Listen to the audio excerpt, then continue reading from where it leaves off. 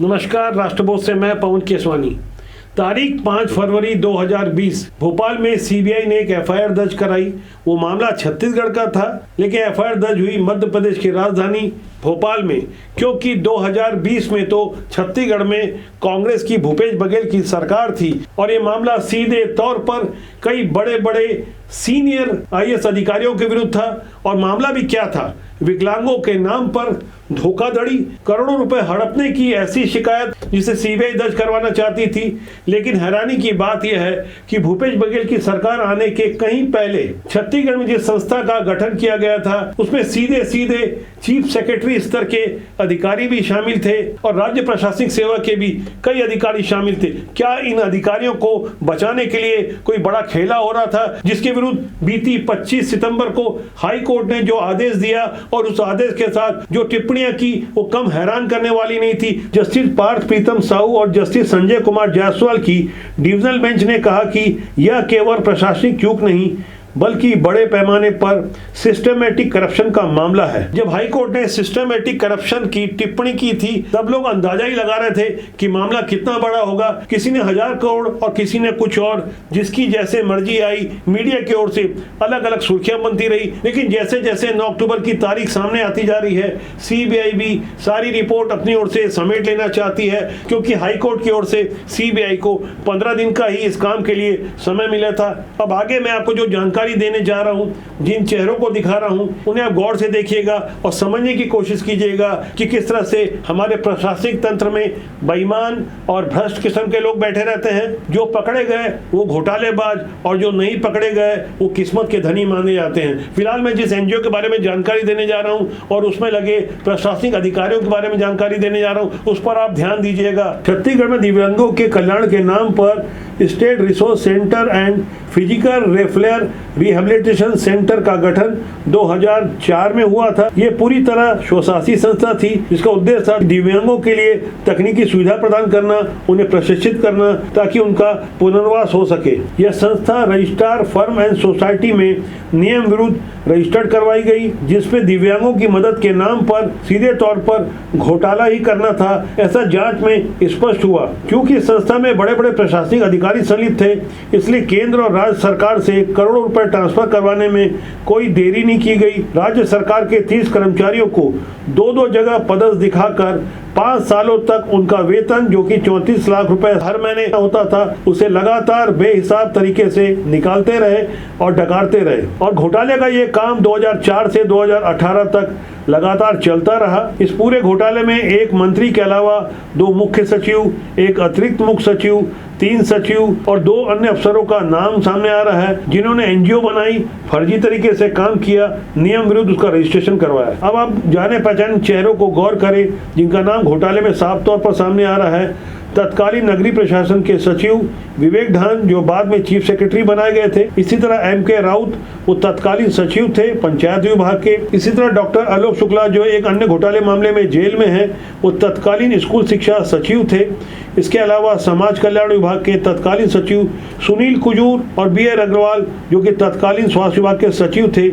ये वो चेहरे हैं जिनके ऊपर बागडोर थी कि राज्य की प्रशासनिक क्षमता को बढ़ाएं, जनता के लिए बेहतर कार्य करें। इन बड़े बड़े आईएएस अधिकारियों के अलावा और भी कई बड़े बड़े अधिकारी थे, जैसे कि सतीश पांडे, जो कि तत्कालीन उप सचिव वित्त विभाग के थे, पीपी श्रोती, जो कि तत्कालीन संचालक थे पंचायत एवं समाज सेवा विभाग के। यानी कुल मिलाकर मोटे तौर पर आप ये समझ लीजिए, ये एनजीओ था तो अशासकीय, लेकिन उसे शासकीय ऐसा दिखाने के लिए वो सारे जिम्मेदार अधिकारी लग गए, जिन पर सिस्टम को चलाने का जिम्मा था। 1, 2, 3 नहीं बल्कि 7 आईएएस अधिकारी थे और उन्होंने अपने साथ 6 राज्य प्रशासनिक सेवा के दूसरे अधिकारियों को भी इस पूरे के पूरे घोटाले में शामिल कर लिया। सरकारी नाम जैसे लगने वाले उस एनजीओ का नाम मैं एक बार फिर से रिपीट कर रहा हूँ, स्टेट रिसोर्स सेंटर। ये एक एनजीओ था जिसे एसआरसी शॉर्ट में बोला गया। इसी तरह दूसरी संस्था भी काम कर रही थी, फिजिकल रेफरल रिहेबिलिटेशन सेंटर, इसे PRRCC का नाम दिया गया, जिसकी न तो मान्यता थी न तो दफ्तर था। कागजों में लाखों नहीं करोड़ों की आमद हो रही थी और पैसे खर्च भी हो रहे थे, किसी और के जेब में जा रहे थे। सरकार बनते ही भूपेश बघेल को ये बातें अच्छी तरह से समझ में आ गई थी, तभी तो उन्होंने सीबीआई जांच पर रोक लगा दी थी। भोपाल में जो एफआईआर फरवरी 2020 में दर्ज हुई थी, वहां से आगे अब जब सीबीआई की जांच आगे बढ़ रही है, तब आपको जानकर हैरानी होगी। जो नई जानकारी हमारे पास आई है, उसे जानने समझने के बाद निश्चित रूप से आप भी चौंक जाएंगे कि क्या ऐसे भी होता है। वैसे दिखावे और रिकॉर्ड में तो एनजीओ को दिव्यांगों की भलाई के लिए बनाया गया था, जिसमें सुनने की machine, wheel chair, tricycle, calliper और कृत्रिम अंग जैसे सामानों का वितरण करना था। लेकिन प्रशासनिक अधिकारियों की लॉबी ने एनजीओ को समाज कल्याण विभाग से मान्यता नहीं होने के बावजूद केंद्र और राज्य सरकार की योजनाओं से एनजीओ के खाते में करोड़ों रुपए का ट्रांसफर करवाया। ये सिलसिला 1, 2, 3, 4 नहीं बल्कि 17 सालों तक लगातार चलता रहा, निर्बाध रूप से चलता रहा। पैसे हड़पे जाते रहे, खूब लूटमार चलती रही, बड़े बड़े प्रशासनिक अधिकारी अपनी जेबें गर्म करते रहे। नियम तो कहता है कि बिना राज्य सरकार की अनुमति के कोई भी सरकारी कर्मचारी एनजीओ का सदस्य नहीं हो सकता, लेकिन जब इतने बड़े बड़े और पावरफुल अधिकारी एक साथ मिल जाएं, तो कानून और नियम उनके सामने कहां लगता है। नियम तो ये भी कहता है कि एनजीओ बनने के 45 दिनों के भीतर चुनाव होना चाहिए, लेकिन ऐसे कितनों ही 45 दिन आए और चले गए। 17 साल हो गए, आज तक इस एनजीओ का चुनाव नहीं हुआ, लेकिन लाखों करोड़ रुपए आते रहे, खूब ठगी चलती रही। और ऐसी ठगी जो आमतौर पर होती है, कोई आम आदमी होता तो फौरन गिरफ्तार कर लिया जाता। फिलहाल आज की तारीख में हाई कोर्ट के आदेश पर सीबीआई भी मशक्कत कर रही है, वो भी एक ऐसी फर्जी एनजीओ के लिए जिसकी कोई ना तो प्रबंध कार्यकारिणी है और न ही इसका कोई ऑडिट हुआ, लेकिन वो सब कुछ हुआ जिसे साफ तौर पर घोटाला कहा जाता है। इस मामले का भांडा कभी नहीं फूटता यदि एक ठेका कर्मचारी, संविदा कर्मचारी कुंदन ठाकुर सामने नहीं आता। दरअसल कुंदन ठाकुर 2016 में मठपुराना के स्वावलंबन केंद्र पीआरसीसी में संविदा में नौकरी कर रहा था। इसी दौरान उसे पता चला कि उसके साथ काम करने वाले कुछ लोग रेगुलर हो गए। वह भी अपनी नौकरी रेगुलर करवाने के लिए समाज कल्याण विभाग में आवेदन देने पहुंचा, तो कुंदन ठाकुर को पता चला कि वह पहले से सहायक 2 ग्रेड में रिकॉर्ड में पदस्थ है। उसके नाम पर दूसरी जगह से 2012 से लगातार वेतन निकाला जा रहा है। इतना जानने समझने के बाद कुंदन ठाकुर ने वही किया जो एक जागरूक नागरिक को करना चाहिए। कुंदन ठाकुर ने फौरन आरटीआई लगाई, तो उसे पता चला कि उसके जैसे 30 कर्मचारी हैं जिनका डबल वेतन निकाला जा रहा है, जिसमें रायपुर के 14 और बिलासपुर के 16 कर्मचारी हैं जिनका 2-2 जगह से वेतन निकल रहा था, लेकिन किसी और की जेब में जा रहा था। कुंदन सिंह लगातार आरटीआई लगाते गए, कागजों का ढेर उनके यहाँ जमा होता गया। कुंदन सिंह अकेले ही लड़ रहे थे, सत्ता परिवर्तन हो गया, लेकिन प्रशासनिक अधिकारियों को लग रहा था कि उनका कोई कुछ नहीं बिगाड़ सकता। लेकिन वो तो भला हो हाई कोर्ट का, जो 30 जनवरी 2020 को हाई कोर्ट ने कुंदन सिंह की याचिका को पीआईएल मान लिया, यानी पब्लिक इंटर लिटिगेशन मानते हुए साफ तौर पर फैसला लिया कि इसकी जांच सीबीआई से होनी चाहिए। लेकिन उस समय की भूपेश बघेल की सरकार की मंशा बिल्कुल भी ठीक नहीं थी, सो राज्य सरकार की ओर से साफ तौर से सीबीआई की ओर से एफआईआर पर आगे की कार्रवाई के लिए इनकार कर दिया। इसलिए सीबीआई को भोपाल में एफआईआर दर्ज करानी पड़ी। अब जब सत्ता परिवर्तन हो गया है और हालात बदल गए हैं, तो आप यकीन मान के चलिए वो बड़े बड़े अधिकारी जिन्होंने करोड़ों नहीं अरबों रुपए का घोटाला किया है, वो भी अब जेल जाने की तैयारी में है, क्योंकि मामला साफ तौर पर सीबीआई के शिकंजे में आ चुका है। कुंदन ठाकुर को आरटीआई से पता चला कि वर्ष 2012 से लेकर 18 के बीच 4000 दिव्यांगों को कृत्रिम अंग लगाए गए, जो कि पूरी तरह फर्जी थे। किसी दिव्यांग को कोई मदद नहीं पहुंचाई गई। साफ तौर पर इतनी बड़ी ठगी और घोटालेबाजी हो रही थी जिस पर यकीन करना एक बार तो मुश्किल था। लेकिन कुंदन ठाकुर को जो आरटीआई में दस्तावेज मिले हैं, वो यही बता रहे हैं कि 4000 दिव्यांगों को मदद पहुंचाई गई।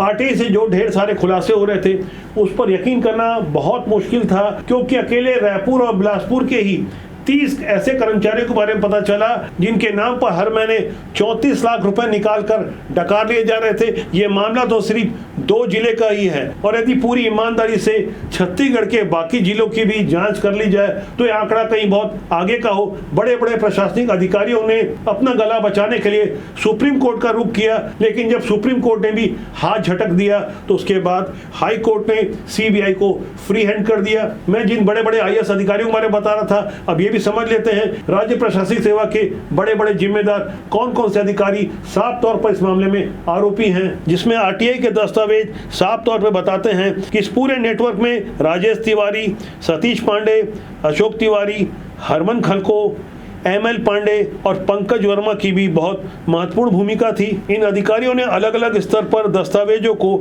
सही ठहराने के लिए वेतन आहरण की प्रक्रिया और फंड के ट्रांसफर में दिल खोलकर सहयोग किया। साफ तौर पर इनके हस्ताक्षर हैं और इनके आदेश कई रिकॉर्ड में दर्ज हैं, जिससे साफ होता है कि योजना को लेकर उसके क्रियान्वयन तक घोटाले की परतों में इनकी भी बहुत सक्रिय भूमिका थी, यानी ये भी घोटाले के पाप में बराबर के भागीदार थे। अब आपके मन में सबसे बड़ा प्रश्न ये उठ रहा होगा, जब 17 सालों से इतना बड़ा घोटाला दिव्यांगों के माध्यम से छत्तीसगढ़ में चल रहा था, तब क्या सरकार सोई हुई थी? तो इस बारे में पता चला कि प्रशासनिक अधिकारियों ने फाइल को अपने पास दबा रखा था, क्योंकि पैसे तो सीधे तौर पर उन्हें ही मिलने थे। साफ तौर पर अपनों को बचाने के लिए अपनों ने ही अपनी सहभागिता दे दी थी, यानी सब मिलजुल कर लाखों करोड़ों रुपए डकार रहे थे। गहराई से समझने वाली बात यह है कि क्या सिर्फ 7 रिटायर्ड IAS और 6 प्रशासनिक अधिकारी ही CBI के रडार में हैं? तो ऐसा नहीं है। जांच फिलहाल चल रही है। CBI गहराई से पड़ताल कर रही है। 2004 से लेकर 2018 तक महिला एवं बाल विकास विभाग ने 3 मंत्री देखे हैं, जिसमें पहली रेणुका सिंह, उसके बाद लता हुसैन और रमशीला साहू के नाम शामिल हैं। 2019 में कांग्रेस की महिला बाल विकास मंत्री रही अनिला भेड़िया को सब कुछ पता चल गया था। उन्होंने कोई कार्रवाई के लिए अनुमोदन नहीं किया, लेकिन इस NGO की कार्रवाई को वहीं तक रोक देना उचित समझा, क्योंकि मामला हाईकोर्ट में चल रहा था। बाद में हाईकोर्ट ने CBI जांच के आदेश दे दिए। कुल मिलाकर जैसा कि मैंने पहले बताया कि प्रशासनिक अधिकारी इसमें मिले हुए थे, नेताओं को ज्यादा शामिल नहीं किया जा रहा था। इस NGO के डिप्टी डायरेक्टर थे राजेश तिवारी, जिनकी नियुक्ति संविदा में हुई थी, लेकिन उन्होंने बड़ी ही चालाकी से केंद्र और राज्य सरकार के फंड को NGO में ट्रांसफर करने के महापाप के साथ अपनी 32 साल की पेंशन भी हत्या ली। संविदा पर इनकी नियुक्ति हुई थी, इसके बावजूद राजेश तिवारी ने बड़ी चालाकी से इस घोटाले को अंजाम देने में इसे सफलता अर्जित की, क्योंकि प्रशासनिक अधिकारियों का वरद हस्त प्राप्त था। CBI जब आगे जांच करेगी तो हो सकता है इसमें यह भी पता चले कि कुछ राजनेताओं को इसकी जानकारी थी, उनकी संलिप्तता थी या नहीं, ये तो आगे की पड़ताल में पता चलेगा। लेकिन अभी तक जो पता चला उससे इतना तो स्पष्ट है कि राजनेता यदि मजबूती से काम करते तो प्रशासनिक अधिकारी इतनी खुल्लम खुल्ला लूट का गदर नहीं मचा पाते। इसलिए योग्य और पढ़े लिखे लोगों को राजनीति में आना चाहिए। राजनीति के माध्यम से देश और समाज की कुछ बेहतर सेवा की जा सकती है। प्रशासनिक स्तर पे तो पढ़े लिखे लोग आते हैं, लेकिन राजनेताओं के लिए भी कोई मजबूत मापदंड होना चाहिए। जेल में रहकर नेता चुनाव लड़ सकता है, लेकिन जेल में रहकर कोई कैदी वोट नहीं दे सकता। यही हमारे देश का सिस्टम है। ऐसे ही बिगड़े हुए सिस्टम को सुधारने के लिए अच्छे लोग राजनीति में आए। हमारा मानना है राजनीति बुरी नहीं होती, उसमें काम करने लोग अच्छे या बुरे होते हैं। तो आज के लिए फिलहाल इतना ही। बहुत जल्दी किसी बड़े खुलासे के साथ मैं आपसे फिर मिलूंगा। प्यार दीजिए, प्यार बांटिए। चैनल को सब्सक्राइब नहीं किया तो सब्सक्राइब कर लीजिएगा। नमस्कार।